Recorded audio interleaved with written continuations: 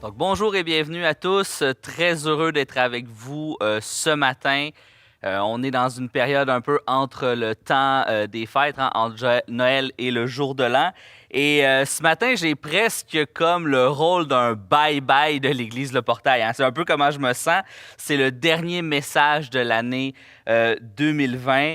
Et soyons honnêtes, quelle année nous avons vécue. Hein, c'est toute une année. Qu'elle soit bonne, qu'elle soit mauvaise, il y a une chose est certaine, 2020 va être gravée dans nos mémoires. C'est une année qu'on ne va pas oublier de sitôt. Et, et j'apporte ce message-là avec la considération que cette année 2020 a apporté son lot de plein de trucs. Son lot de changements, son lot de modifications à nos vies personnelles. Il y a eu plein de mini-crises, des petites crises, des grandes crises, autant sur le plan individuel, hein, sur notre plan individuel, il y a plein de choses qui ont changé dans notre vie, que ce soit le travail, on travaille différemment, on fait les choses différemment. Il y a beaucoup de gens, on a vécu l'isolement, on s'est retrouvé un peu seul. Noël n'a pas été la même chose que d'habitude, ça a été différent. Mais aussi sur le plan collectif, hein, on a vécu des choses sur le plan collectif en tant qu'Église. Hein. L'Église n'a plus lieu comme elle avait l'habitude de l'être. Pour plusieurs, ça fait longtemps qu'on n'a pas pris la communion. Ça fait longtemps qu'on n'a pas loué ensemble, en communauté, en collectivité. Donc, clairement, et même juste dans la société, hein, il y a plein de trucs dans la société qui ont changé. Donc, collectivement, plein de trucs. Individuellement, plein de trucs. Et je voulais profiter de ce message-là. Comme on est entre deux, hein, on est entre Noël, on est entre le jour de l'an, le Québec est en pause, on est en pause, nous-mêmes individuellement, on est un peu dans un temps d'arrêt. Et c'est particulier parce que moi, je sais que pour moi, le temps des fêtes est habituellement un temps très mouvementé. Hein, c'est le temps où on est hyper actif, plein de soupers, plein de visites, plein de parties. Moi qui est un introverti de nature, le temps des fêtes, pour moi, c'est drainant. C'est drainant. On va à gauche, à droite. Puis c'est le fun, là, j'apprécie ce temps-là. Mais cette année, c'est différent.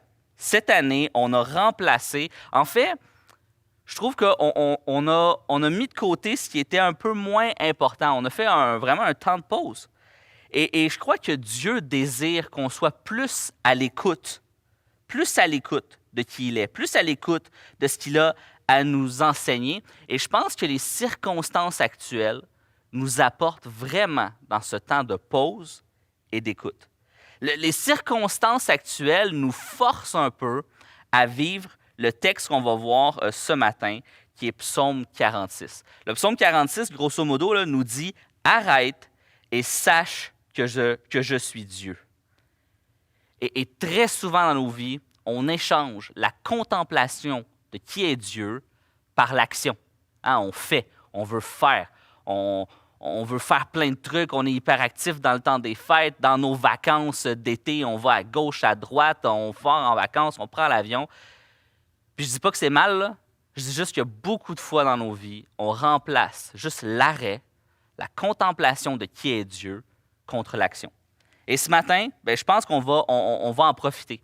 Hein, ce matin, je veux qu'on prenne le temps d'aller dans le Psaume 46, de mettre nos vies un peu sur pause, de mettre toutes nos préoccupations sur pause, puis simplement contempler qui est Dieu, juste se plonger dans la parole de Dieu. Qu'est-ce que Dieu a à nous enseigner ce matin sur ce concept-là? Et vous allez voir, au travers le Psaume 46, c'est quelque chose d'assez particulier. Il y a c'est inscrit pause.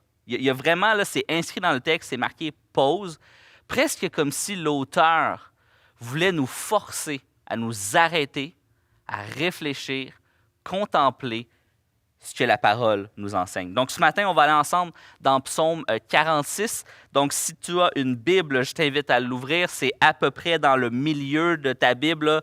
Vas-y, tu vas être dans les psaumes, le Psaume 46. Si tu n'as pas une Bible, ben, je t'invite probablement que tu écoutes ce message-là en ligne. Donc, je t'invite, rouvre-toi une autre fenêtre avec une Bible en ligne ou fais juste pause. Fais pause, puis va te chercher une Bible, puis on va être là, puis on va t'attendre, puis le message va être sur pause. Donc, je te laisse le temps, vas-y. Puis si tu as une Bible, tourne avec moi.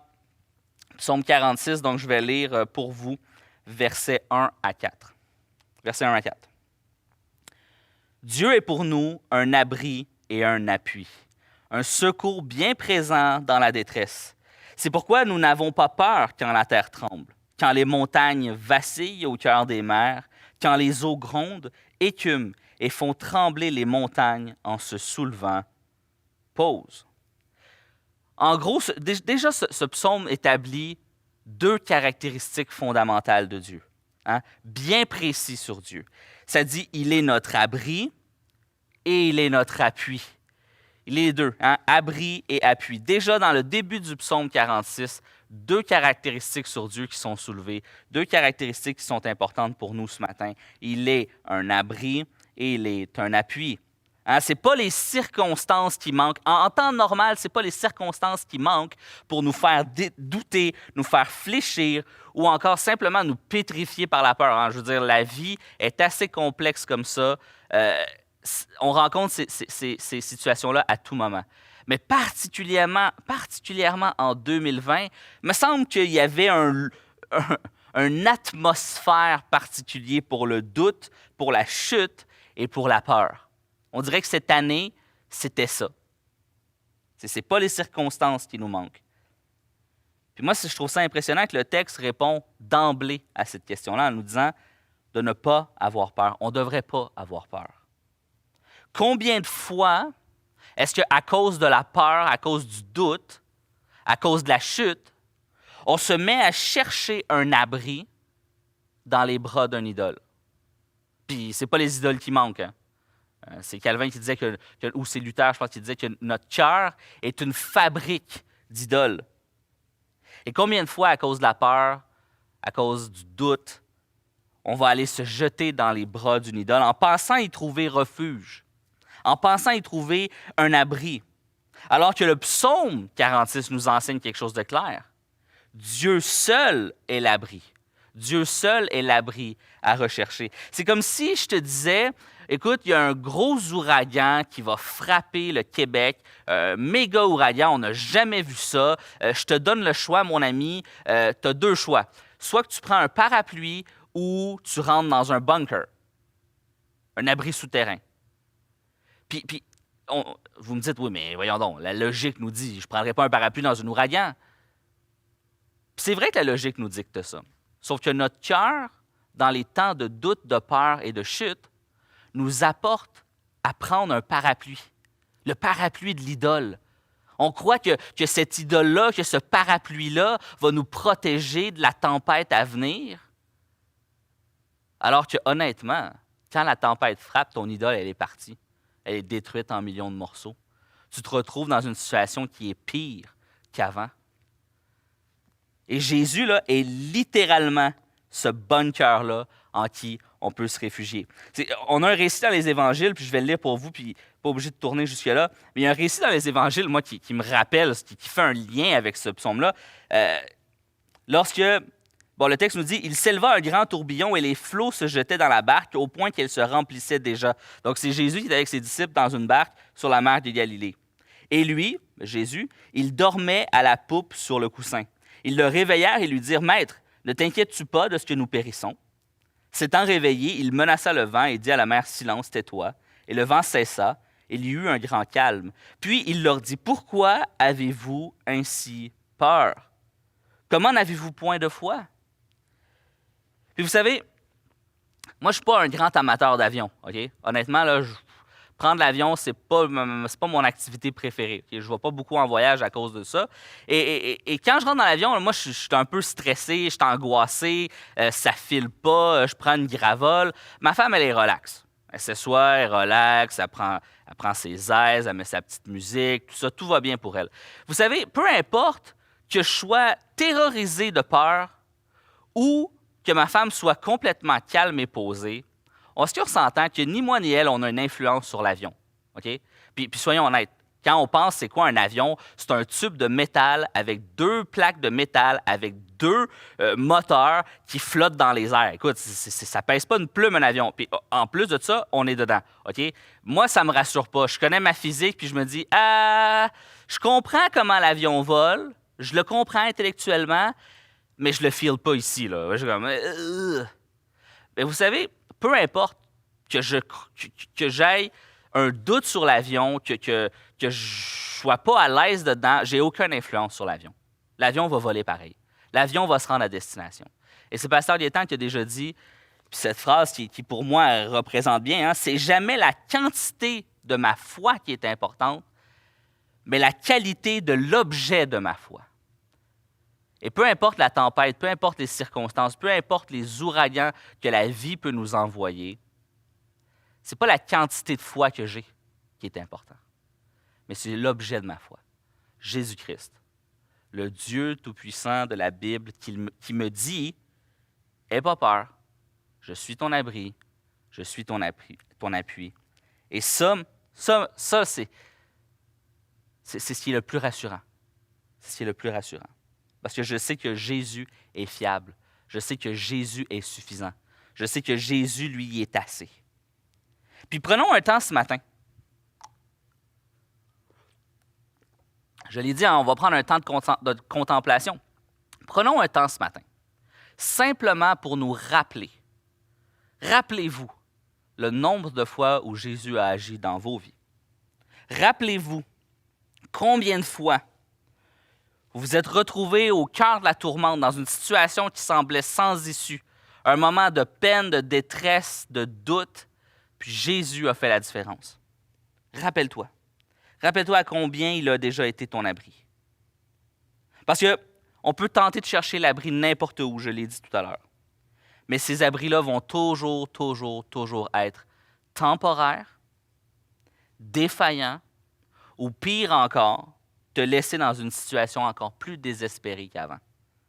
Il y a un seul et unique abri. Ça, c'est Jésus. Le texte nous dit aussi qu'il est notre appui. Il est notre appui. On peut reposer sur lui. On peut faire confiance à Jésus. On peut faire confiance à sa vie de parfaite obéissance, son sacrifice parfait, sa résurrection qui est un fait qui est fiable. Il est suffisant. Jésus est assez. Il peut être notre appui parce qu'il est suffisant. Il est assez. Tu n'as rien à ajouter. Ton Sauveur t'attend. Jésus est là. Jésus est présent. Il est assez. Viens à lui. Viens prendre du repos. Viens t'appuyer sur Jésus. Et vous savez, quelque chose d'assez intéressant avec... je suis quand même un passionné d'histoire. J'aime beaucoup l'histoire. Puis j'aime aussi les grandes batailles historiques. Vous savez, un des trucs qui était déterminant dans les batailles à l'Antiquité était le terrain. Donc, le terrain, l'avantage du terrain. Donc, l'armée qui connaissait le mieux le terrain, qui avait un avantage géographique, habituellement avait le plus de chances de vaincre. Et une des batailles qui a passé à l'histoire, qui est même passé à la légende, puis ils en ont même fait un film sur ça, le fameux film 300, c'est la fameuse bataille des Thermopyles qui s'est passée le 11 août 480 avant Jésus-Christ.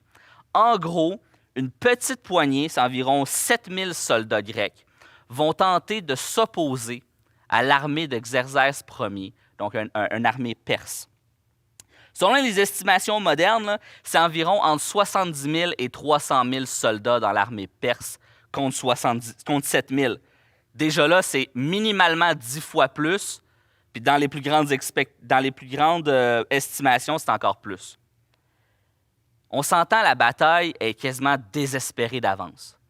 Sauf que les Grecs ont utilisé une tactique. Ils ont utilisé ce qu'on appelle le défilé des Thermopyles, puis c'est un espace mince, où il peut rentrer environ 10 hommes de côté, là, côte à côte. C'est vraiment un défilé là, qui est vraiment mince, et c'est la seule voie d'accès vers la Grèce antique. Les Perses n'ont pas le choix de passer par là.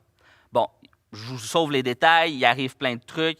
Finalement, il y a des gens qui vont s'en aller, puis il y a le roi Léonidas, le roi de Sparte, qui va décider de rester avec 300 soldats pour tenter de freiner le plus possible l'armée perse pour que la défense des Grecs puisse dans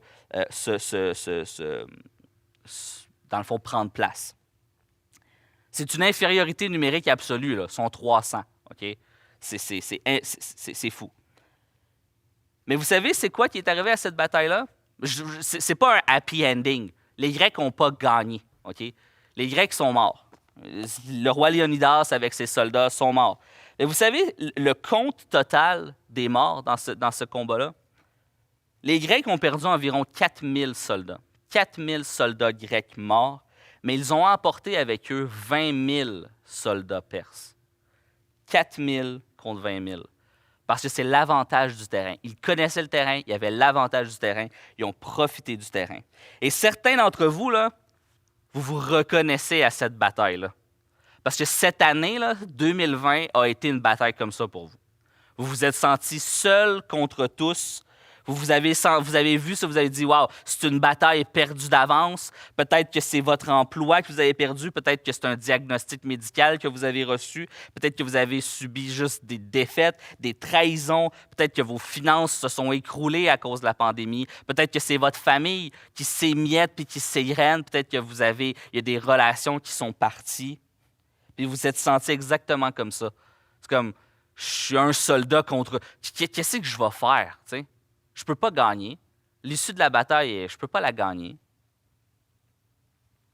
Puis honnêtement, quelquefois, faut juste comme rebooter, resetter notre cerveau. Puis plutôt que de regarder à nos circonstances, regardons notre terrain. Sur quoi on s'appuie? Si tu t'appuies sur Jésus-Christ, dis-toi que au moins tu as l'avantage du terrain. Continue à poser tes yeux sur Jésus. Qu'est-ce que ça veut dire? Sur quoi est-ce que tes yeux sont posés? Sur tes circonstances actuelles, qui peuvent sembler une bataille un contre tous? Ou est-ce que tes yeux sont posés sur ton appui éternel? L'issue éternelle de cette bataille-là. Vous savez, les Grecs se sont sacrifiés. Et ceux-là qui étaient là, ils se sont sacrifiés pour ralentir l'armée perse. Finalement, ils en ont emporté beaucoup. Puis au final, les Grecs ont réussi à se défendre. C'est quoi? À ce moment-là, le roi n'a pas dit « Ah, c'est terminé, c'est fini », puis ils se sont laissés abattre. Non, ils ont combattu jusqu'au bout. Puis trop souvent, je vois des chrétiens qui ont des yeux rivés sur leurs circonstances actuelles. Puis j'ai plein de compassion envers vous. Des fois, c'est difficile, les diagnostics, tout ça, des fois, c'est incroyablement lourd à porter. Mais moi, il y a une chose qui ravive mon âme, c'est que je sais que la bataille finale pour mon âme, elle est gagnée. Elle est gagnée. Jésus est mort pour moi, pour me laver de mes péchés. Peu importe les circonstances actuelles, peu importe comment je me sens envahi, vaincu, battu dans mes circonstances actuelles, il y a une chose que je sais, la bataille finale a été remportée. Jésus-Christ a gagné. Jésus-Christ a gagné pour moi. Celui qui a les pieds bien ancrés sur Jésus est certain d'avoir cette victoire finale, la vie éternelle en Jésus-Christ, notre Seigneur et notre Sauveur. Je ne sais pas comment tu te sens en ce moment à la maison, mais je devrais voir dans les commentaires des « Amen », des « Merci Jésus », des mots d'encouragement pour tous ceux et celles qui en ce moment vivent peut-être des défis. Mais on peut leur rappeler qu'en Jésus-Christ, le plus important, la victoire finale, elle est acquise. Amen. Je continue. Versets 5 à 8. Il est un fleuve dont les canaux réjouissent la cité de Dieu. Le sanctuaire des demeures du Très-Haut, Dieu est en son sein, elle ne vacille pas. Dieu la secourt à l'approche du matin. Des nations grondent, des royaumes vacillent. Il fait entendre sa voix, la terre s'effondre. Le Seigneur des armées est avec nous. Le Dieu de Jacob est pour nous une citadelle. Pause.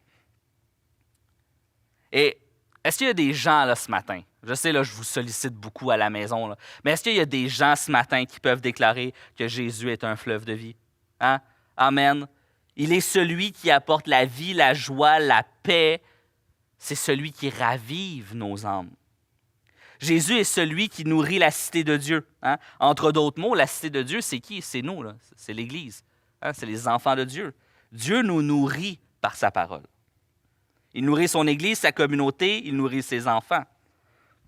En plus d'être un appui, un abri, il est aussi le fleuve de vie. Ah, souvent, Jésus va parler qu'il est le pain de vie, celui qui nous nourrit profondément, spirituellement, éternellement. Et ce matin, c'est pas pour rien qu'on prend un temps dans la parole. C'est pas pour rien qu'on prêche rien d'autre que la parole et Jésus révélé dans la parole. C'est parce que c'est une nourriture spirituelle pour nos âmes. On veut juste laisser Dieu nous parler au travers de la parole. On veut laisser Dieu faire une œuvre en nous. Hein, c'est un moment de pause où on écoute, où on reçoit, où on peut laisser Dieu faire une œuvre en nous. Puis très souvent, là, on agit comme des enfants gâtés avec Dieu. Je m'explique. Pour tous ceux qui ont des ados à la maison, vous savez, vous avez beau arriver à avoir fait une épicerie qui vous a coûté 200 $, vous débarquez avec l'épicerie, vous mettez ça dans les armoires, dans le frigo, puis tout ça, peut-être 30 minutes plus tard, t'entends quoi? J'ai faim. Ben, prends quelque chose, tu sais, va dans le frigo. Oh, il n'y a rien. Là, tu dis, attends, oh, quoi? Attends une minute. Je viens de faire une épicerie de 250 $, puis tu me dis, il n'y a rien? À tous ceux qui ont des ados, vous savez exactement de quoi je parle. Oh, il n'y a rien. Il n'y a rien à manger. Puis quelquefois, là, en tant que chrétien, là, on est comme ça. On veut avoir une révélation spirituelle particulière. On veut avoir un flash, un bang, un miracle extravagant de Dieu. Alors qu'on détient le plus grand, je veux dire, tout est là. La Bible est suffisante. La parole de Dieu est suffisante pour nourrir mon âme maintenant, hier, maintenant, demain, éternellement. Pour toute ma vie, la parole de Dieu, elle est assez. Elle me nourrit. Dieu est suffisant. Il me suffit. Mais des fois, on veut plus. On veut plus. On est comme des enfants gâtés. Déjà, on a tout entre nos mains, mais on en veut encore plus. On a accès au fleuve de vie. Mais trop souvent, on lève le nez sur la bonne nourriture que Dieu nous offre parce qu'on veut se faire flatter dans le sens de notre chair. Hein, on veut se faire dire comment on est spécial, comment on est beau, comment on est bon, comment Dieu nous aime particulièrement, comment on est particulièrement béni. Alors que on a ici, c'est tout ce qu'on a. C'est la Bible, c'est Dieu. Jésus-Christ. Jésus-Christ n'a pas envie de te dire que tu es spécial. Il a envie qu'on se tourne vers lui et qu'on dise « Il est spécial. Il est glorieux. Il est le roi des rois. Ce n'est pas moi le roi de ma vie. Il est le roi souverain ultime de ma vie. » Et lorsqu'on est bien rassasié, okay, c'est lorsque on peut reconnaître « OK, c'est vrai. Je ne suis pas spécial, je ne suis pas particulier, je ne suis pas un flocon de neige parmi des millions. Jésus est spécial. Jésus est particulier. Jésus est celui en qui je veux me confier. Jésus est celui en qui je veux m'appuyer, en qui je veux trouver mon abri. La parole de Dieu est suffisante comme nourriture. La parole, la prière, la relation que j'ai avec Jésus, elle est suffisante, elle me nourrit. C'est à ce moment-là qu'on peut commencer à user du discernement pour voir la suite du texte. Hein, ça dit, le texte va nous dire que les nations grondent, que les royaumes vacillent. C'est une façon, en fait, de dire, puis je pense que c'est excessivement concret pour nous aujourd'hui, en 2020. Hein, c'est une façon de dire que les bruits, les conflits, la politique, les politiciens de ce monde peuvent sembler être puissants, peuvent sembler être grands, mais dès que Dieu fait entendre sa voix, la terre s'effondre. Regardez le texte. Dieu fait entendre sa voix, la terre s'effondre. La pandémie, là, honnêtement, la pandémie a apporté son lot de théories les plus loufoques les unes que les autres. OK? Gaétan en a parlé, Pasteur Gaétan en a parlé, je ne veux pas en parler plus, je ne suis pas ici pour approfondir le sujet. C'est simplement pour vous dire que lorsqu'on est rassasié, juste la parole de Dieu, donne-moi la parole de Dieu seulement. Toutes ces théories loufoques-là prennent un espace secondaire. Pendant la pandémie, j'ai vu plein de chrétiens se disputer pour des sujets secondaires et tertiaires de la foi, alors que c'est le temps où on devrait être le plus unis, le temps où on devrait le plus se serrer les coudes. Mais ce n'est pas ce que j'ai vu. Mais ce n'est pas tout le monde, bien sûr, naturellement. La grande majorité, ce n'est pas ça. Mais il faut faire attention. faut faire attention de ne pas se laisser emporter à tout vent de doctrine. N'oublions jamais une seule chose. Jésus est souverain. Je ne pourrais pas le marteler assez. C'est la réalisation suprême de ma vie. Il y a beaucoup de peur, de crainte, de doute qui ont disparu de ma vie lorsque j'ai réalisé à quel point Jésus est souverain. Et à quel point Jésus est souverain veut dire Jésus est souverain. Il est en contrôle de tout. Absolument tout. Le texte oppose ce que les hommes peuvent faire. Hein, les hommes grondent, les hommes vacillent, mais Dieu, lui, quand il parle, il est tout-puissant. Il apporte la vie. Quand il parle, la terre s'effondre. Ce n'est pas un grondement, ce n'est pas un vacillement, c'est comme ça. Et ça, c'est Dieu. Puis des fois, là, même en tant que chrétien, là, on gronde et on vacille face à Dieu. Puis on pose les fameux « mais pourquoi ?» Puis c'est correct de questionner Dieu. Mais des fois, la réponse au « pourquoi tu permets ceci » ou « pourquoi tu permets cela », des fois, la réponse, on ne l'aura pas. Des fois, la réponse, puis, tu sais, moi, je sais qu'il y avait une réponse particulière qui faisait vraiment fâcher mes enfants. C'est quand ils me disaient « ouais, mais ça, c'est pas juste, c'est injuste comme règlement. Pourquoi? Pourquoi il y a cette règle-là? » Et je répondais « parce que. » Simplement. Parce que. Puis quelquefois, on est comme ça face à Dieu. On dit « pourquoi tu permets? Pourquoi ci? Pourquoi ça? Comment ça se fait que? » Puis Dieu répond simplement avec un « parce que. » Parce que. C'est ça, c'est ça. Et on n'a pas à connaître. Oui, Dieu se révèle. Dieu révèle sa volonté. Dieu nous révèle plein de trucs au travers de la parole de Dieu. Mais je suis assez lucide pour comprendre que je ne comprendrai jamais totalement et entièrement Dieu. Je ne comprendrai jamais la totalité de ce qu'il est, de sa volonté, de pourquoi il permet certaines choses. Un jour, je vais le savoir, mais quand je vais être dans sa présence. Pour l'instant, je dois me soumettre à ce décret, à cette vérité que Dieu est souverain et Dieu contrôle tout. Fait que des fois, je ne comprends pas. Des fois, je ne sais pas pourquoi. Des fois, c'est avec peine, avec douleur, avec tristesse, avec larmes que je dis pourquoi? Pourquoi? Mais le réconfort que j'ai, ce n'est pas que Dieu réponde à toutes mes questions, mais c'est de savoir que lorsque je ne comprends pas, lorsque je ne sais pas, Dieu demeure à côté de moi. Puis il me dit, peut-être que tu ne sais pas, peut-être que tu ne comprends pas, mais suis-moi. Et j'ai tellement confiance que Dieu est souverain que ça m'apporte ce réconfort de dire, OK, tu as raison, je ne comprends pas, je ne sais pas. Mais il y a une chose qui est certaine, je sais que tu es souverain, je sais que tu es roi, je sais que tu es bon, je sais que tu es fidèle, je sais que tu es amour, je sais que tu es ce Dieu qui a une attention particulière pour moi, pour l'humanité, pour son Église. Alors je vais te suivre. Je vais te suivre même si je ne sais pas pourquoi, même si je ne sais pas où ça va mener. Le plus important dans ce psaume-là, c'est que ça nous rappelle une chose, Dieu est avec nous. Peu importe les circonstances, peu importe ce qui se passe, peu importe qu'est-ce que tu vis en ce moment. Puis honnêtement, hein, j'ai beaucoup de compassion pour toi. Puis vous le savez, si vous vivez quelque chose, vous avez besoin qu'on prie pour vous, vous avez besoin qu'on soit juste là avec vous. Écrivez-nous, toute l'équipe du portail est là pour vous. Écrivez-nous en message privé, envoyez-nous un courriel, ça va nous faire plaisir de prendre un temps avec vous, soit par Zoom, par juste répondre par courriel, prendre un temps de prière.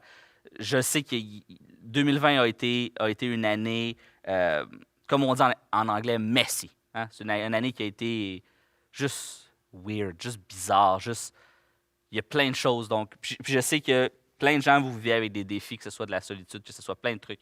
Donc, surtout, gênez-vous pas, écrivez-nous, ça va nous faire plaisir. On est là pour ça, on est là pour prendre soin de vous. Donc, écrivez-nous, ça va nous faire plaisir.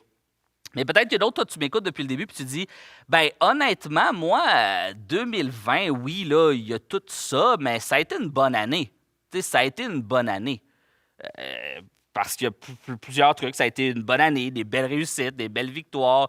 Peut-être que tu t'es dit, hey, dans la pandémie, je lisais pas avant beaucoup ma Bible. Là, maintenant, avec tout le temps, avec le temps libre que j'ai de plus, j'ai lu ma Bible. J'ai réussi mon défi de lecture de lire la Bible en 1 an.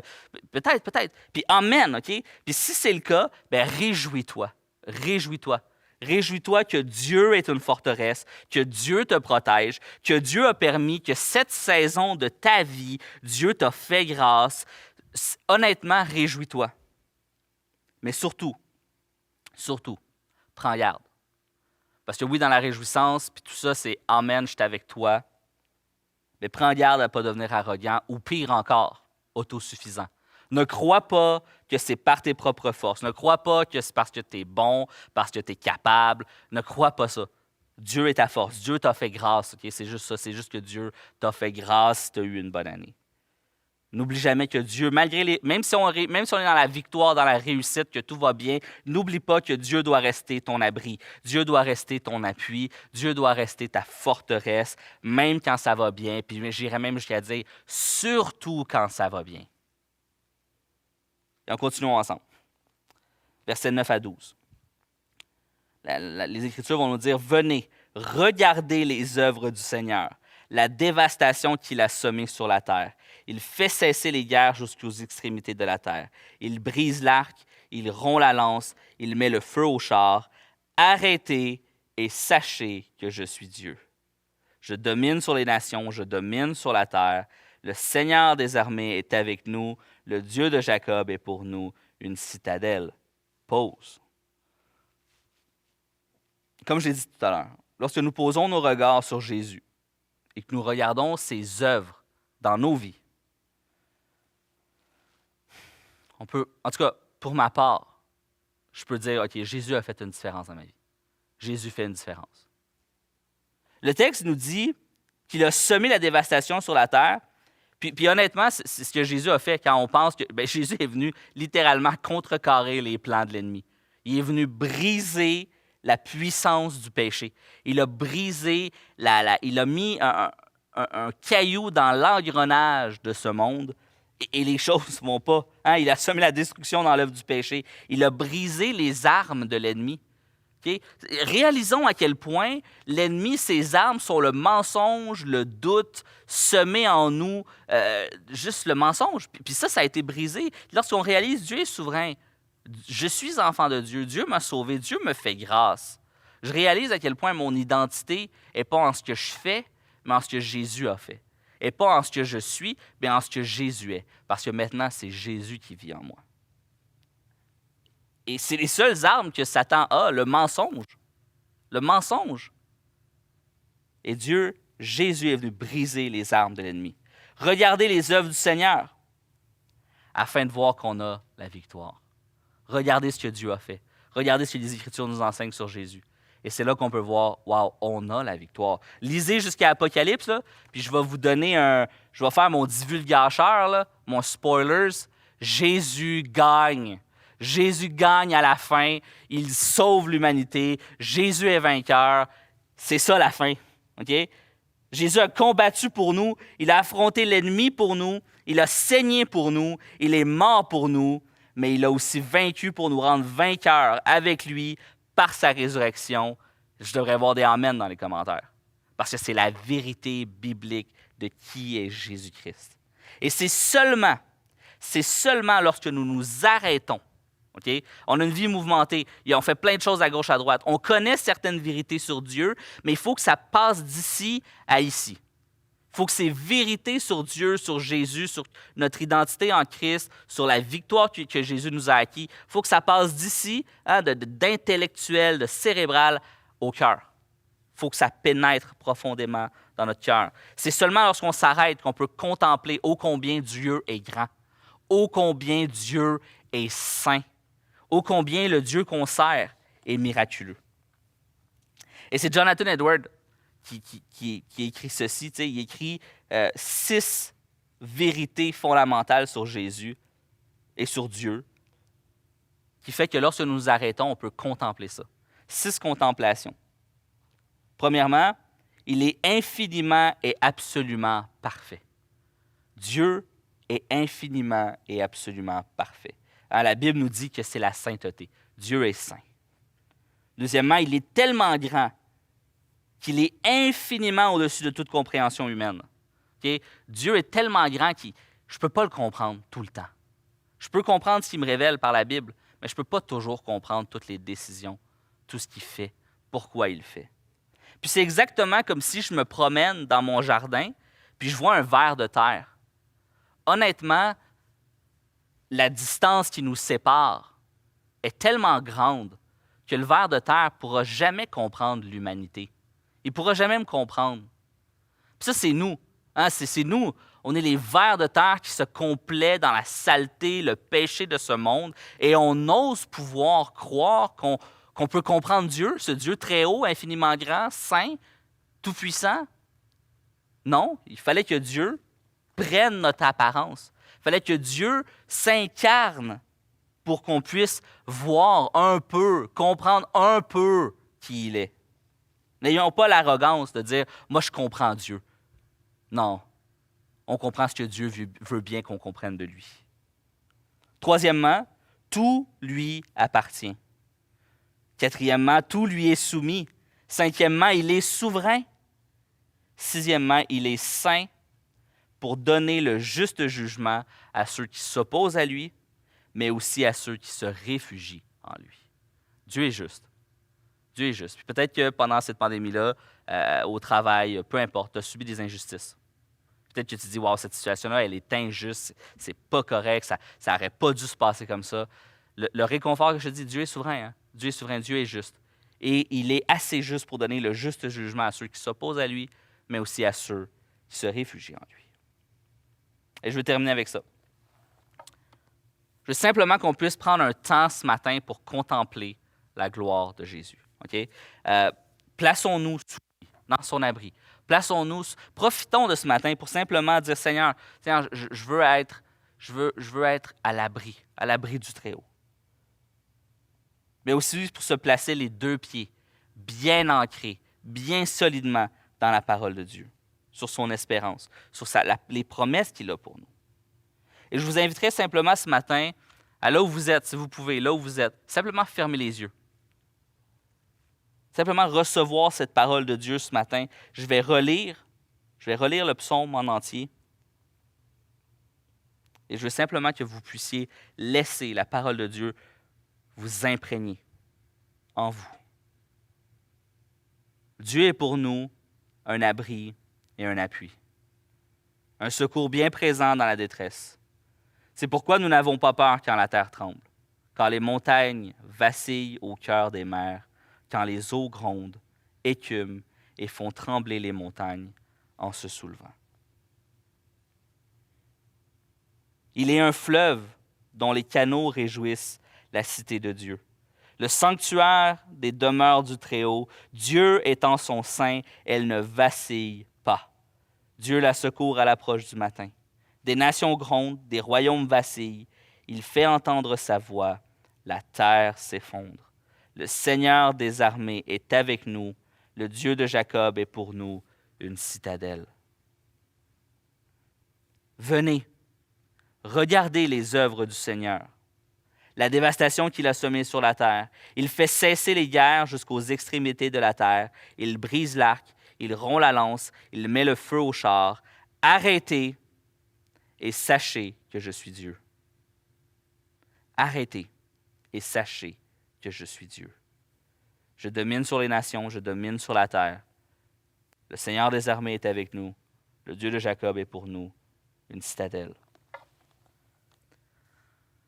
Oh, Seigneur Dieu, on veut simplement se placer sous toi ce matin. On veut s'arrêter. On veut contempler qui tu es. On veut contempler les merveilles de ta grâce. Cette grâce qui nous a pris là où nous étions, Seigneur. Certains, on était loin, mais ça ne t'a pas empêché, Seigneur, de venir œuvrer dans nos vies, nous transformer. Alors, on veut simplement prendre ce temps pour se rappeler.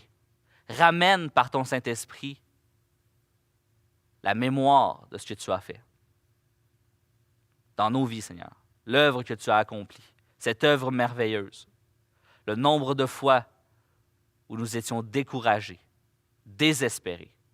Puis toi, tu as apporté cette lueur d'espoir. Toi, Seigneur, tu as continué à nous nourrir spirituellement. Seigneur, on veut simplement prendre ce matin pour contempler qui tu es. Ce Dieu très saint, ce Dieu très haut. Seigneur, fais-nous grâce. Fais-nous grâce, Seigneur, parce que dans notre petitesse, on ne comprendra jamais vraiment qui tu es. Jamais entièrement. Tu nous as révélé l'essentiel, Jésus-Christ, l'œuvre de la croix, l'œuvre du péché. À quel point c'est important la croix. À quel point ton sacrifice, il est incroyable. Il est merveilleux. Il est miraculeux. Seigneur, viens rappeler ces vérités à nos cœurs. Que ce puisse être un support, un abri, un appui. Que lorsque la tempête frappe, lorsque le doute arrive, lorsque la peur menace, Seigneur, nos yeux soient fermement fixés sur toi. Et je veux terminer comme ça, Seigneur, simplement en disant, Seigneur, tiens ta main fermement sur nous, sur chacun de nous, chaque personne qui écoute ce matin. Ferme ta main fermement sur nous. Parce que, Seigneur, nous, on est humains. Puis quelquefois, notre main peut lâcher. Parce qu'on est fatigué, parce qu'on est épuisé, parce qu'on est faible.